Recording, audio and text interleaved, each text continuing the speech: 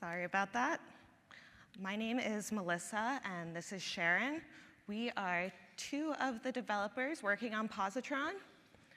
Through developing Positron, connecting with users in the GitHub repository, and our own experiences using code editors, we've gathered some tips and tricks to share with you today. Our hope is that there's something in here for everyone, whether you've yet to download Positron or you've been following along from the dailies from the beginning. So we've broken the tips and tricks into 3 sections. First, we'll cover navigating Positron and a few ways you may want to personalize your coding space. Then we'll dive into how you can set yourself up for a more pleasant data exploration experience with a closer look at our editing and plotting tools. And finally, we'll cover some tricks on how to effectively pair with Positron's AI assistant, currently available as a preview feature, Positron Assistant. So let's start with personalizing your coding space. We're going to cover how to effectively navigate through Positron and configure your layout and settings. We'll start out by familiarizing ourselves with the command palette. The command palette is a text-driven interface that allows you to access almost any action that's possible in Positron.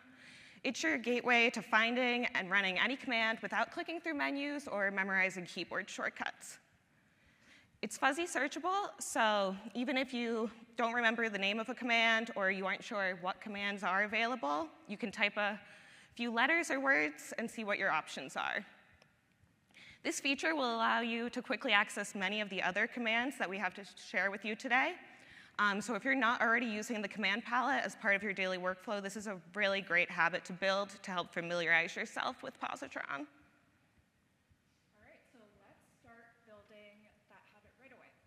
Let's open up the command palette and run the command welcome open walkthrough.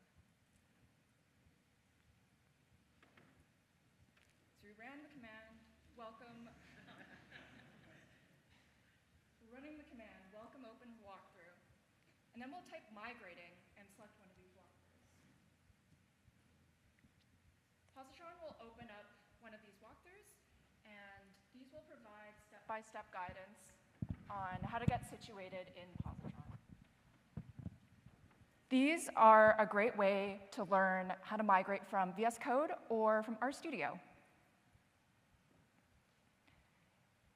Now, if you're looking for example, the 4-pane data science layout, which you may be familiar with from RStudio, you can run the command view stacked layout. Once you do that, you'll be presented with your files, your code editor, your variables, console, and plots all in one view. If you want even more customization, you can run the command customize layout, or here we've searched for view layout, and we've got all these other options for you to try out. Next up, we'll jump over to the interpreter picker in the top right of Positron. The picker shows the interpreter for the active console session. The active session provides the data you see in the variables pane. The picker is especially helpful when you have multiple console sessions going, so you can tell which session is currently active. Speaking of multiple sessions, you can create them for various R and Python runtimes by clicking on the plus button in the console. If you click into the drop-down by the plus button, you can select a different interpreter if you don't want to use the active interpreter. Now, if you've got a few consoles going, it can start to get confusing which console is for what. So one of Isabella's favorite features, to renaming your console, you can right-click on a console session to rename it, and you can even include emojis if you want. One more console tip. There's this little info icon in the console, and if you click on that, you will get some metadata about the console, like the interpreter path or some quick links to relevant output channel logs. And as Isabella mentioned, Ruby is going to be doing a lightning talk later today on multi-console, so stay tuned for that if you want to learn more. All right, up next we have key bindings. You're likely already familiar with what a key binding is, but just to review, it's the association of a specific key or a combination of keys with a command. So to get to the key bindings UI, you can run the command preferences open keyboard shortcuts. And you can bind any command that you can run through the command palette to, when you find yourself using the same command frequently, you can check if a key binding exists and add your own if it doesn't. The simplest way to do this is to use the keyboard shortcuts editor. But for more granularity, you may want to edit keybindings.json directly. So you can do this by running the command open keyboard shortcuts JSON. So in this example, I'm taking advantage of a built-in command, run commands, that allows you to chain together multiple commands into a single key bindings. Here, I'm using the kill terminal and new terminal commands to create a quick way to restart my terminal. I'm using the when clause so that the binding is only active when my focus is in the terminal, leaving the key binding available for other scenarios as well. So now we're going to move on to tips for exploring your data. We'll start off by introducing the Data Explorer. The interface is divided into a filter bar, data grid, and summary panel. The summary panel shows each column's name, its data type, and the percentage of missing values, and it even includes a small histogram. And you can view data frames you've loaded into your session variables, but you can also click on your data file in the File Explorer, and it will automatically open in the Data Explorer. You can do this with compressed files as well, no manual unzipping required. What if I just want to see the raw CSV file? Well, you're in luck, because that is also as simple as the click of a button. As we can see here, viewing your plain text file, it just requires clicking here, and you can easily open two tabs and switch between the Data Explorer and raw text file. The Data Explorer watches your source, so any changes made to your CSV file will be reflected instantly. So if you're interested in learning more about the Data Explorer, stick around in this room. Wes McKinney has a talk for exploring data sets in Positron. All right. Have you ever found yourself lost in a sea of editor tabs, trying to find that one file? You're scrolling back and forth through all the file tabs. You're starting to forget which file you're even looking for. Wouldn't it be nice if you could just pin the tabs that you care about so much so you don't have to lose them? Well, we've got some good news. You can pin editor tabs. They can be code files, they can be the settings tab, they can be a data explorer that you want easy access to. All you have to do is right-click on the editor tab and click pin. And those tabs will be pinned to the beginning of your open editors. So I really love this feature, but sometimes I still feel like I'm getting lost in a sea of editor tabs. Well, okay, well, if you may want to reevaluate the ones you really need if you're pinning them, but in the meantime, you can use this setting, pin tabs on separate row.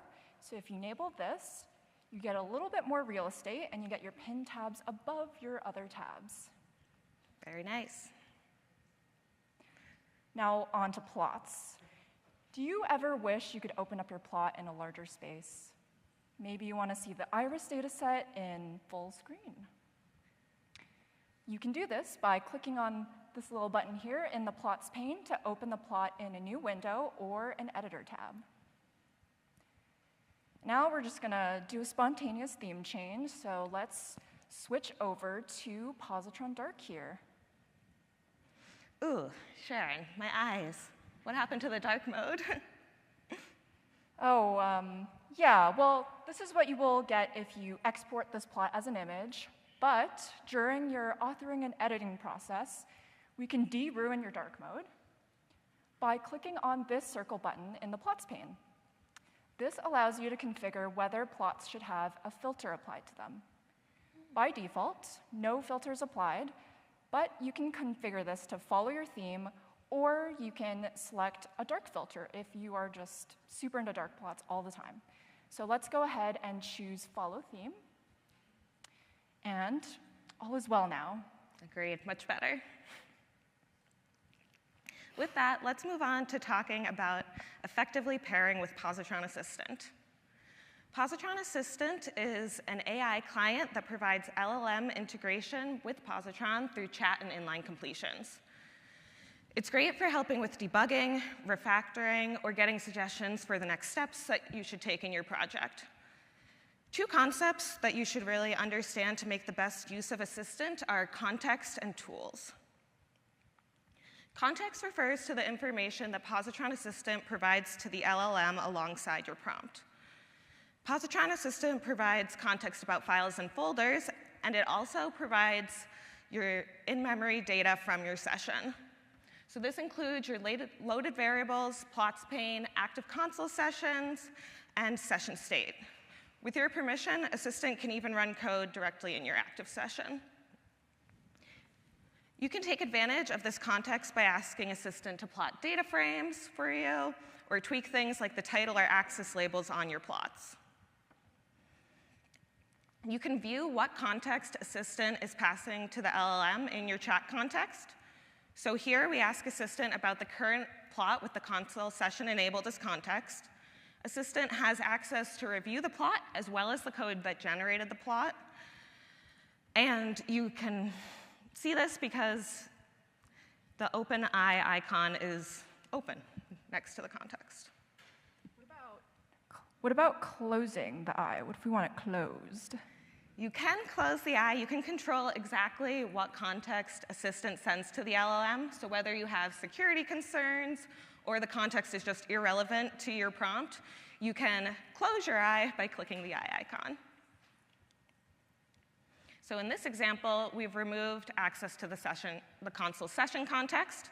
Assistant is aware that you have a plot, but it cannot see the plot nor the code that generated the plot. Providing relevant contextual information can yield better results from AI models, so there may be even more context that you want to provide to Assistant. You can do this by clicking Add Context to attach additional context, such as files and folders, and you can even add additional interpreter sessions as well. Much of this context is provided to the LLM through tool calling. So for example, if you ask a question about the current plot, Positron Assistant will call the getPlot tool, and that will allow the active plot image to be included with your question. Without the getPlot tool, the AI model isn't actually able to see your image.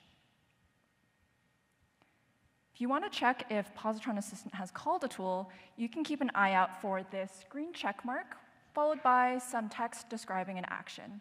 So in this case, we have viewed the active plot. By default, Positron will call tools that seem relevant to your prompt. But it can be helpful to attach tools as context. So if you want Assistant to utilize specific tools with your prompt, you can click on Add Context in the chat, and then Tools, and you'll be able to pick a tool to include as your context. Let's now take a look at a couple other tools available with Positron Assistant. The Get an R Help page tool looks at your current R session and loaded packages and retrieves help and vignettes content for that package. The AI model is then provided with this content so that you can get guidance directly based on the package's documentation. Another tool Positron Assistant provides is the Get Changed Files tool, which retrieves your file modifications from Git. If you want to use this tool, include hashtag changes in your message to Assistant. So for example, here we've asked Assistant, tell me about the hashtag changes I've made. So if Assistant can understand my changes, does that mean it can just write the commit message for me? Yeah, you could ask Assistant, generate a commit message for my hashtag changes in the chat, or here we've added axolotl and kangaroo to our code, and from the source control panel, we've clicked the sparkles button in the commit message box, and Positron Assistant has generated the commit message for us. Calling back to attaching context, you can also select source control, and this allows you to choose a specific commit to include as context. Sometimes, like a lot of code can change in a commit if you're like changing a bunch of files, 10,000 lines have changed, or maybe it's just code that you're unfamiliar with. So you can attach that commit as context and then ask Assistant to help you understand or summarize those changes. With these tips in mind, we welcome you to try out Positron Assistant, which is currently in preview in Positron. You'll need to enable the Positron Assistant Enable setting, so search for that in the Settings UI and check the checkbox. And for more on Positron Assistant, check out our docs at positron.posit.co/assistant. All right, we went over a lot of tips and tricks today, so if you did miss anything, the slides will be uploaded post-conf, so keep an eye out for that. And to learn more about Positron at conf, Austin's up next to talk about remote SSH in Positron, and Wes shortly after with a talk on the Data Explorer. And here are a few other sessions and demos you might be interested in for more Positron content. So keep an eye out for that in the conf schedule. And if you haven't seen it already, there's a Positron lounge just outside this room where the couches are if you want a hands-on demo of Positron Assistant or to chat with Positron devs. And we'll be there as well. All right, thank you everyone, and open up for questions. Thank you so much. I have a couple of questions here. So when defining new key bindings, the autocomplete helps find commands. Where can I find the help/description for that command, including its arguments? So just, I guess, general documentation for the commands that are available, if I'm interpreting that properly.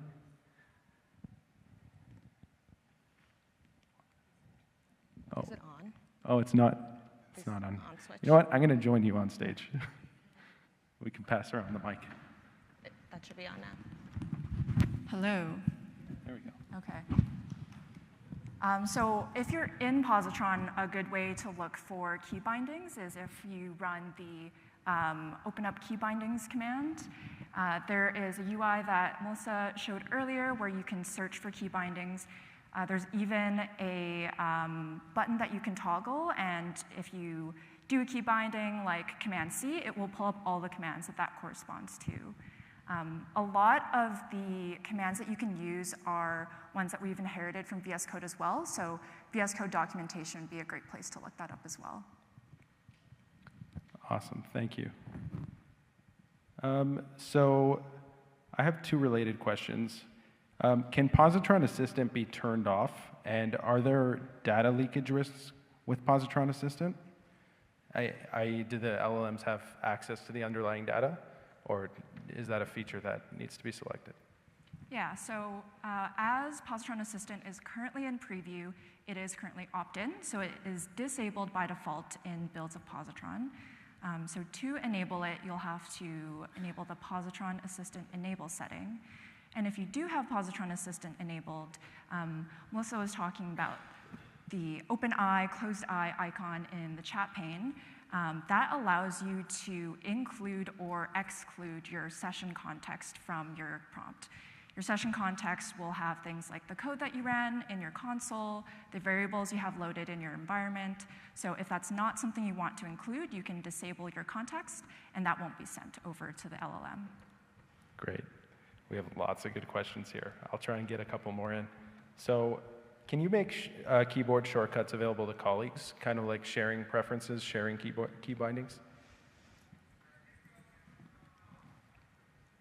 Is it possible to like share a preferences file or something like that, or a key bindings file? Yeah. Yeah. There's the key bindings JSON file. Right. So you can add them to the keybindings.json file, and I believe you can even include that in a project. Is that right? Oh, amazing. Yeah. So there's a .vs Code directory that will get created if you create the keybindings.json file in your project. And if multiple people are checking out that same project or you're sharing that project, that will be available as part of that specific project. Otherwise, your key bindings are at the user level, so they'll be local to your machine. Amazing. I think we can fit one more in. So does Positron only allow R and Python coding? Can extensions be used to introduce more interpreters for other languages in the IDE? Yep. So Positron's completely language agnostic, so any of the VS Code extensions or language packs will work in Positron, and yeah, that's one of the great things about it, is that it's not restricted to R and Python. Amazing. The only limitation is that the interpreter-specific UI components, like the interpreter picker or the console sessions, those right now we only have support for R and Python. Great. Thank you so much. Thank you. Yeah.